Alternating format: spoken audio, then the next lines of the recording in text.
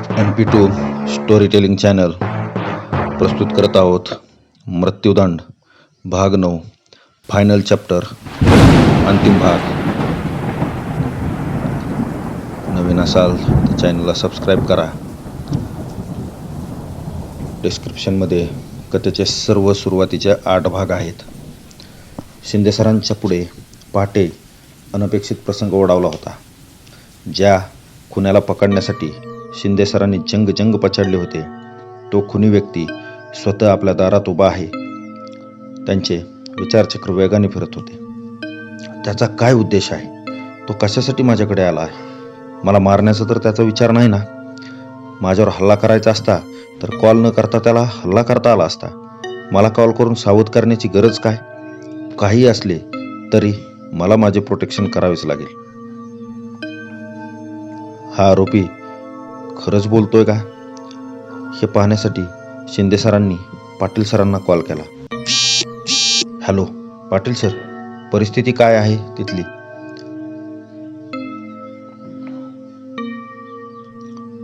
Light गेली होती sir, बराच वेळ. आता आली आहे लाईट. सर्व काही शांत आहे सर. कुठेही आम्हाला संशयास्पद असे काही आढळून आले नाही, पाटील सर म्हणाले.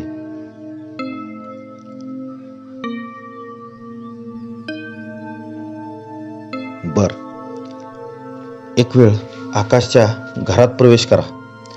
तिथे काही संशयास्पद घडले आहे का हे मला लगेच कळवा. तुमचा फोन चालू राहू द्या. शिंदे सरांची अगतिकता वाढत होती. 5 मिनिट वेळ गेला असेल. पाटील सर घामाघूम होऊन शिंदे सरांना बोलत होते.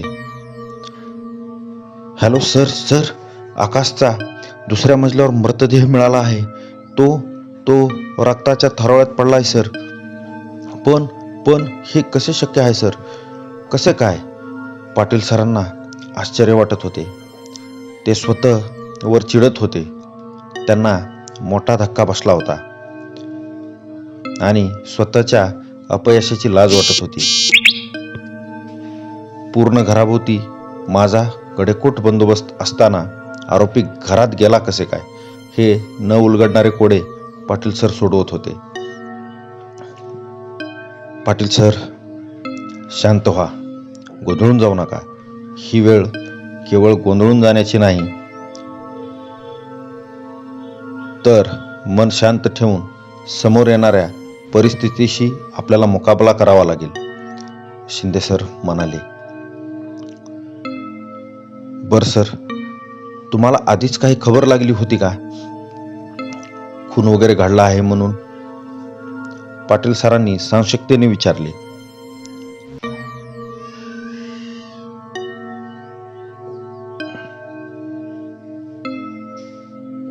होय, मला खबर लागली आहे म्हणूनच तुम्हाला कॉल केला. बरं, मी काय सांगतोय ते नीट ऐका. जो आरोपी आहे त्यानेच मला ही खबर दिली आहे आणि तो आता इथे आमच्या घराच्या गेटपाशी उभे राहून माझी वाट पाहत आहे. शिंदे सरांनी पाटील सरांना सद्य परिस्थिती नमूद केली. सर बाहेर जाऊ नका, धोका आहे बाहेर. तो तुम्हाला काही इजा करेल, पाटील सर भयभीत होऊन म्हणाले.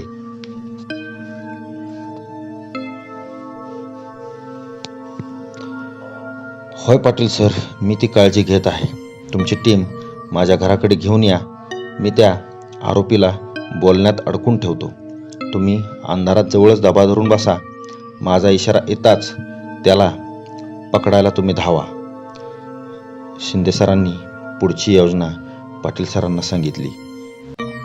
सर, तुम्ही मोठा धोका पत्करत आहात. आम्हाला तिथे तुमच्या घरापाशी येऊ द्या. मग त्यानंतर तुम्ही त्या गुन्हेगाराला भेटायला बाहेर या, पाटील सर पोटतिकडीने म्हणाले.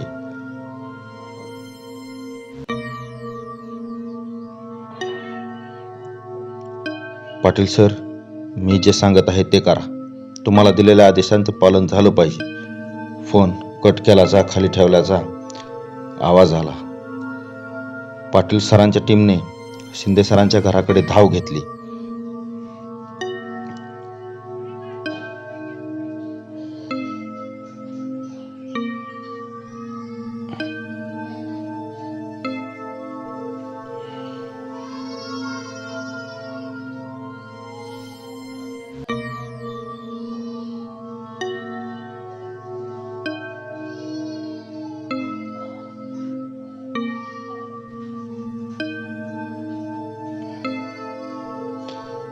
शिंदे सरांनी सर्व तयारीनिशी घराबाहेर आपले पाऊल ठेवले. आपला पिस्टल कमरेला मागच्या बाजूने खोवला. मनाच्या एकाग्रतेने मनात चालू असलेली खळबळ न दाखवता घराचा दरवाजा त्यांनी उघडला. शिंदे सरांना बाहेरून बोलावणारा व्यक्ती गेटच्या बाहेर उभा होता. तो आपल्याला स्पष्ट दिसावा म्हणून शिंदे सरांनी गेटच्या बाहेर उजेडासाठी म्हणून लाईट लावला. बाहेरील लाईट लागला. तो आरोपी हाताची घडी घालून खाली जमिनीकडे पाहत उभा होता. त्याच्या हातामध्ये कुठलेही शस्त्र नव्हते. शून्य भावनेतून तो एकटकपणे जमिनीकडे पाहत होता. शिंदे सर सर्व सावधानतेने आणि खात्रीने एक एक पाऊल पुढे टाकत होते. तो आरोपी असणारा व्यक्ती अत्यंत घातक, धूर्त आणि कावेबाज होता. त्याने पोलिसांना ओपन चॅलेंज दिले होते. 4 खून झाले तरी तो पोलिसांना गुंगारा देऊन फरार होत आला होता. तो कधीच पोलिसांना सापडला नाही. त्याने कुठलाच पुरावा कधी मागे सोडला नाही. तो आरोपी न सापडणे हे पोलीस यंत्रणेचे मोठे अपयश होते.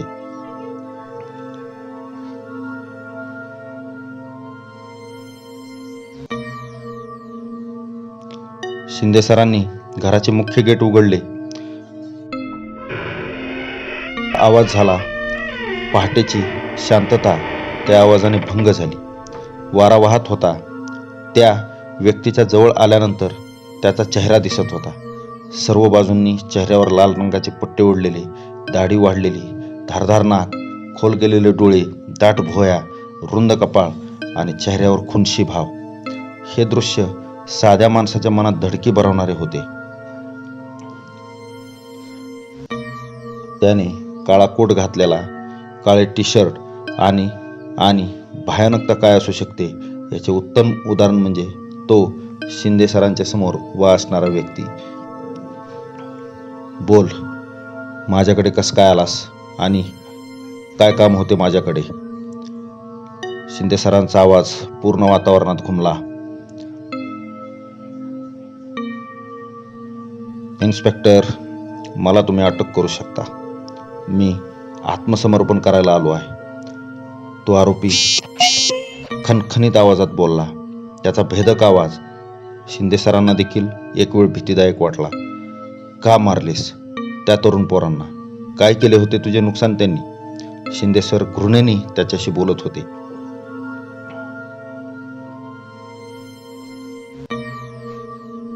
त्यांनी माझे नुकसान शिंदे सरांना आठवले मागे हत्याकांड घडत होते तेव्हा फोनवर बोलताना देखील हाच हसण्याचा आवाज असायचा.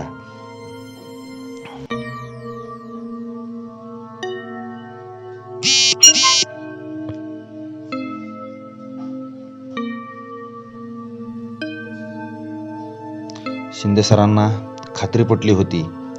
हा तोच मनुष्य आहे ज्याने खून घडवले आहेत. ते आणखी सावध झाले. तुला काहीच कसे वाटत नाही चांडाळा? 4 घरातील 4 कर्ते तरुण मारून तुला काय मिळाले? शिंदे सर त्याला रागात बोलत होते.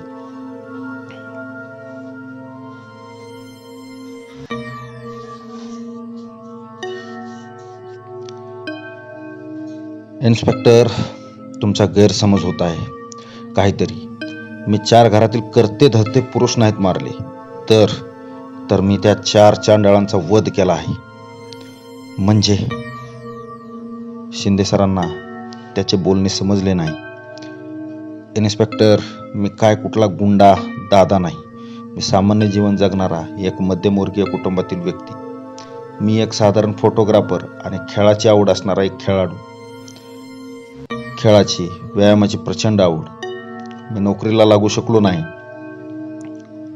पण एक चांगला फोटोग्राफर म्हणून पंचक्रोशीत प्रसिद्ध झालो. पण त्या दिवशी घडलेल्या घटनेने माझे आयुष्य मात्र साधारण राहिले नाही, तर त्या आयुष्याचे नरक झाले. मला सविस्तरपणे सांग, नक्की काय झाले ते.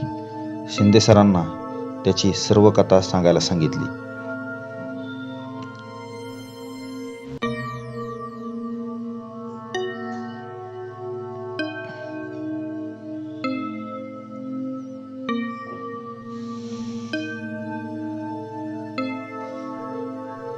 मी शंकर खोडे, रत्नागिरी जिल्ह्यातील रामपूरचा. माझा गावात फोटोग्राफीचा व्यवसाय. मी, माझी पत्नी आणि 2 मुली असे आमचे छोटे कुटुंब. माझी मोठी मुलगी सरिता, तिने 12वी सायन्समध्ये चांगले गुण घेतले. नंतर झालेल्या नीट एक्झाममध्ये तिने चांगले मार्क्स मिळवले. तिच्या चांगल्या मार्क्समुळे तिला रत्नागिरी जिल्ह्यातच शासकीय MBBS कॉलेजमध्ये नंबर लागला. मी आणि माझी बायको लय खुशीत होतो. आम्ही पोरीने जिंकून दाखवलं होतं. आम्हाला मुलगा नाही म्हणून समाजात, नातेवाईकांकडून कधी कधी दुजाभाव दिला जायचा. त्या सर्व नातेवाईकांना माझ्या मुलीने डॉक्टर होण्याच्या परीक्षेत निवडून येऊन सणसणीत चपराक मारण्यासारखे झाले होते.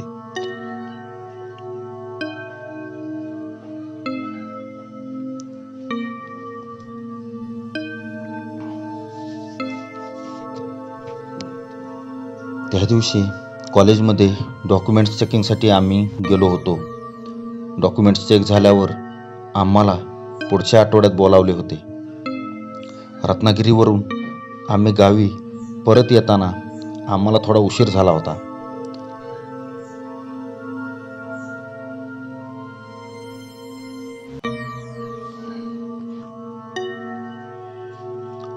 पावसाळ्याचे वातावरण असल्याने पाऊस कधी येईल याची काही शाश्वती नव्हती.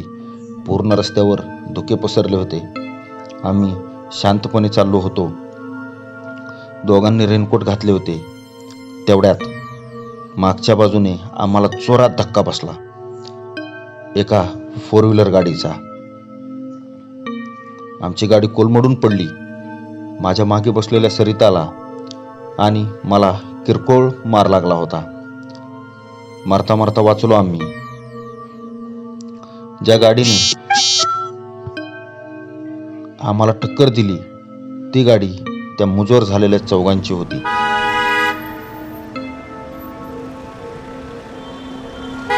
आम्ही मरता मरता वाचलो.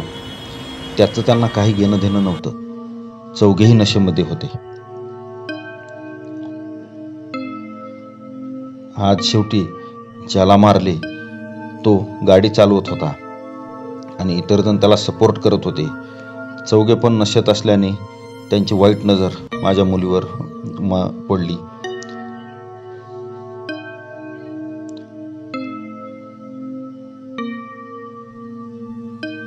मी त्यांच्या वासनांद भावना ओळखल्या होत्या. सुनसान रस्ता, संध्याकाळ होत आलेली, रस्त्याच्या दोन्ही बाजूला घनदाट झाडी होती.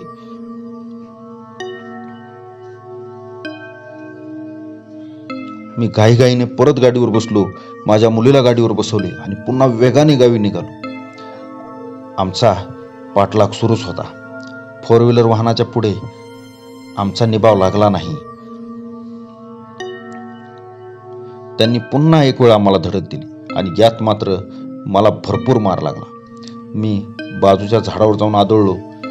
माझ्या डोक्याला मार लागला आणि माझी मुलगी रस्त्याच्या बाजूला पडली होती. माझ्या मुलीला माझ्या नजरेसमोर चौघांनी जंगलात, झाडीत आतमध्ये घेऊन गेले. माझी मुलगी ओरडत होती. मी देखील ओरडत होतो.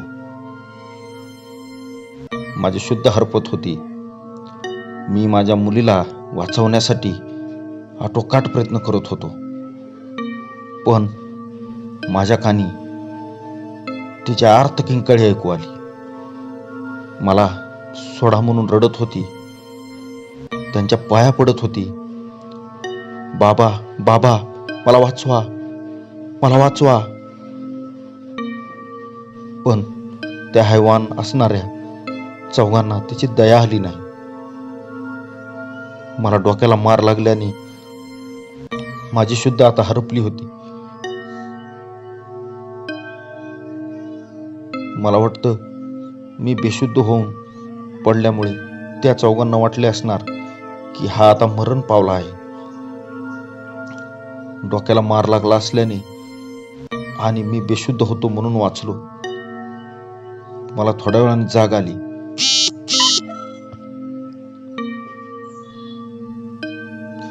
तेव्हा माझी मुलगी मरणासन्न अवस्थेत पडली होती. तिच्या अंगावर कापड राहिले नव्हते. त्या जनावरांनी माझ्या लेकराच्या शरीराचे लचके तोडले होते. डोळे भीतीने उघडे होते तिचे. त्याने जीव घेतला होता तिचा. मी मी मी माझ्या मुलीला वाचवू शकलो नाही, वाचवू शकलो नाही ह्याची खंत मला होती. काहीही दोष नसताना माझ्या मुलीला नाहक बळी व्हावे लागले. तिच्या लहानपणी मी दोन्ही हातांनी तिला वर उचलून खेळवलेले आणि आज त्याच दोन्ही हातांनी तिच्या कलेवर उचलावे लागले जाळण्यासाठी. बाप म्हणून तिला न्याय द्यायला मी अपयशी ठरलो इन्स्पेक्टर, अपयशी ठरलो.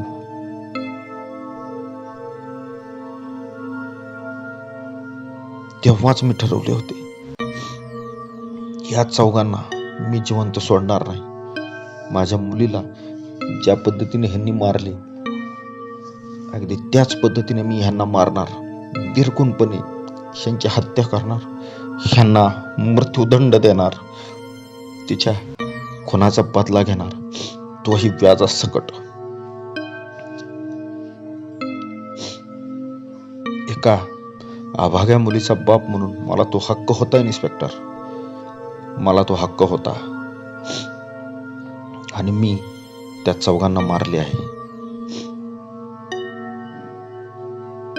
माझे कार्य पूर्ण झाले. आता मला फाशी जरी झाली तरी मी हसत हसत मरायला तयार आहे.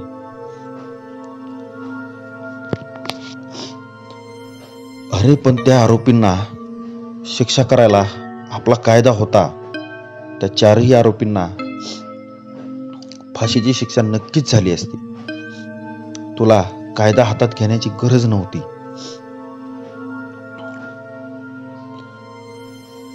शिंदे सरांचे बोलणे मध्येच थांबवत तो म्हणाला, इन्स्पेक्टर, माझ्या मुलीचा अंत्यसंस्कार मी त्याच दिवशी त्याच ठिकाणी जंगलात केला आणि त्या चौघांना शोधत मी इकडे आलो. माझ्या डॉक्टर होणाऱ्या मुलीचा एकच दोष होता का की ती मुलगी होती? काय चुकले होते तिचे? काय चुकले होते तिचे? काय गुन्हा झाला होता तिच्याकडनं असा? इतका वेळ शूरपणाने बोलणारा तो आरोपी रस्त्यावर खाली गुडघ्यावर बसला आणि धाय मोकलून रडू लागला. त्याच्या रडण्याचा आवाज आसमंत चिरत गेला. शिंदे सरांच्या काळजाला त्याचा आवाज भिडला.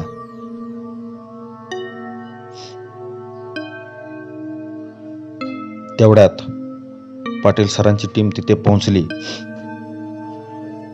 त्यांनी समोरचे दृश्य बघितले आणि तात्काळ त्या खाली बसलेल्या आरोपीला बेड्या घातल्या. शिंदे सर निशब्द झाले होते. त्या आरोपीला पोलीस कोठडीमध्ये घेऊन जाणाऱ्या गाडीकडे ते स्तब्धपणे पाहत होते. समाप्त. ही आपली मृत्यूदंड कथेची सिरीजमधील शेवटचा भाग होता. कसा वाटला नक्की सांगा, कमेंट करा. आणि पुढे जे नवीन आपण भाग टाकणार आहेत किंवा नवीन कथा टाकणार आहेत तर ते पण कमेंटमध्ये सांगा की कुठला टाकायचा, हॉरर असावा की असाच सस्पेन्स असावा नक्की सांगा. त्यासाठी चॅनलला सबस्क्राईब करा. खूप मेहनत घेऊन हे व्हिडिओ तयार करण्यात येत आहेत. तुमच्या सबस्क्राईबची, तुमच्या लाईकची, तुमच्या सकारात्मक कमेंटची खूप खूप गरज आहे आणि तुमच्या पाठिंब्याशिवाय हे चॅनल ग्रोथ होणार नाही. तर आणखीन एका नवीन कथेसह, नवीन ॲडव्हेंचरसह आपण पुढच्या वेळेला, पुढच्या भागात नक्की भेटू. तोपर्यंत तुम्ही स्वतःची काळजी घ्या. चॅनलला सबस्क्राईब करा आणि नवीन नवीन जे काही व्हिडिओ असतील तर ते आपण लवकरात लवकर पोस्ट करणार आहोत. Thank you for